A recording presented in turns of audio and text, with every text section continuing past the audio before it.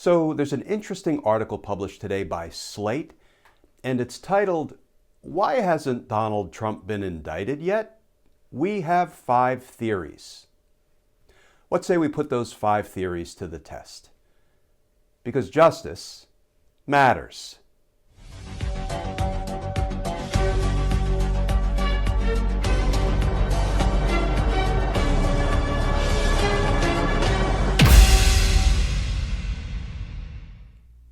Hey all, Glenn Kirshner here. So there's an interesting piece published today in Slate magazine, and maybe magazine is the wrong term, it's published online. Are there still magazines anymore? I can't keep up. Anyway, it was published by Slate today, and I think it's worth spending a few minutes talking about. Here's the title. Why hasn't Trump been indicted yet? We have 5 theories. So let's talk for a few minutes about this article, and I hope you'll hang with me because it'll take a few minutes to get through the opening passage, and then I want to talk about the 5 theories or the 5 options as to why no prosecutor has yet indicted Donald Trump.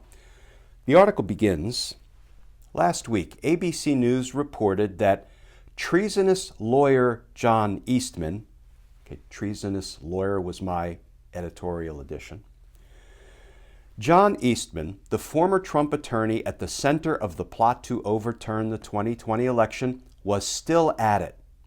Indeed, video from a closed-door event in March showed Eastman rousing a crowd to pressure Wisconsin legislators to decertify the state's 2020 election results. Eastman does not appear at all chastened by the threat of legal consequences for his actions.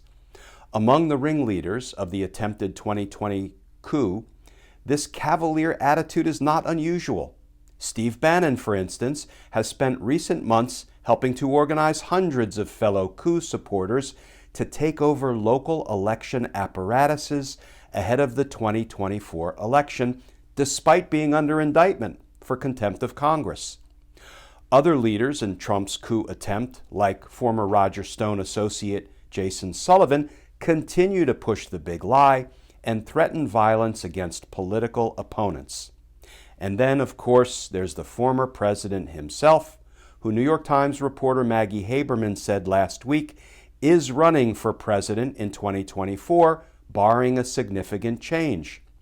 Trump continues to send out weekly missives against cowards and many Republican leaders who didn't act to overturn the election, signaling another coup attempt would be on the table for 2024.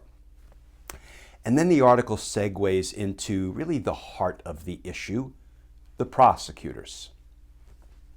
Ultimately, the various prosecutors investigating the former president have done nothing to demotivate Trump and his supporters from continuing their assault on democracy.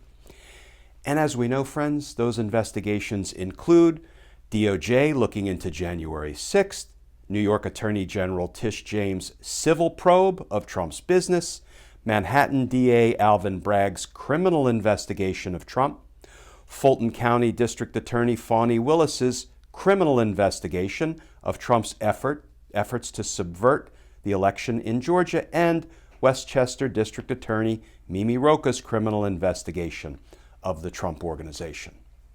Trump has yet to be charged for possible crimes in any of these cases, and those in his inner circle seem to be comfortable continuing potentially criminal behavior. What then is the end game for all of these prosecutors? What strategic choices might they be making? And what might the thinking be behind their decisions? Well, friends, excellent questions all. The article then goes on to set out 5 options, 5 possibilities as to what may be motivating or demotivating the prosecutors from charging Donald Trump with the crimes he obviously committed. So let's take a few minutes to tick through those 5 options. Option 1, let Trump off the hook. This is a route some fear investigators have been taking since Trump left office. What is the strategic thinking? Well, There's a concern that if the Department of Justice goes ahead with a prosecution now, however righteous, a future DOJ might abuse that precedent to go after a corrupt future president's political enemies without any real basis. So let me get this one straight.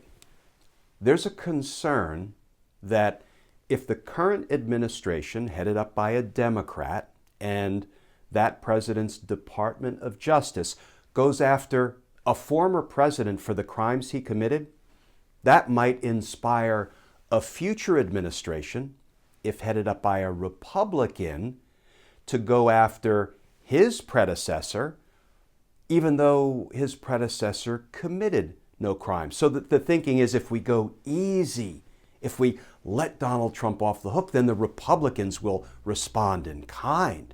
They will go easy in the future. They won't gin up charges falsely for political advantage. I'm sorry. Have you not met today's Republican Party? There's another basis that is included under option 1, let Trump off the hook. Another fear would be that prosecuting Trump for his conduct leading up to January 6th could unleash more political disruption and even potentially violence. If you indict Trump, you run the risk of having a sort of major revolt among his supporters. So friends, this is what I call the Putin approach. Stick with me here for a minute.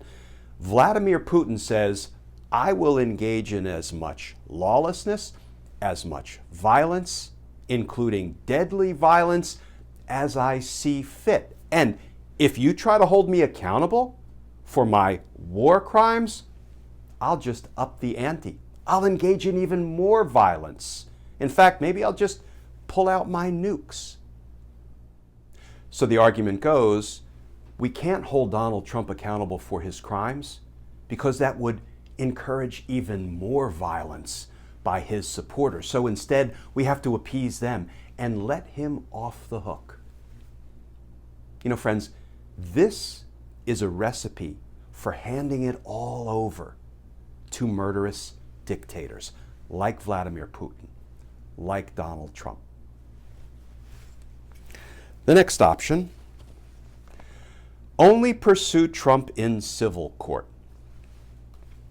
Okay, that's a non-starter. Why do I say that? Because Donald Trump is a thief, and civil court is only about money. So first of all, any civil judgment against him, he's not going to pay it. He'll default on it. Second, he'll just steal more money. Third, he'll borrow more money from the Deutsche Banks of the world and not even repay the loans.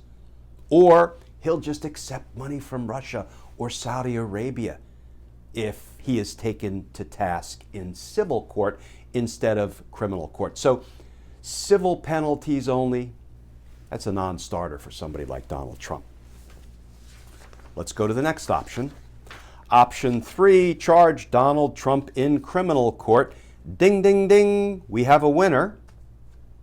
Here's how the article reads.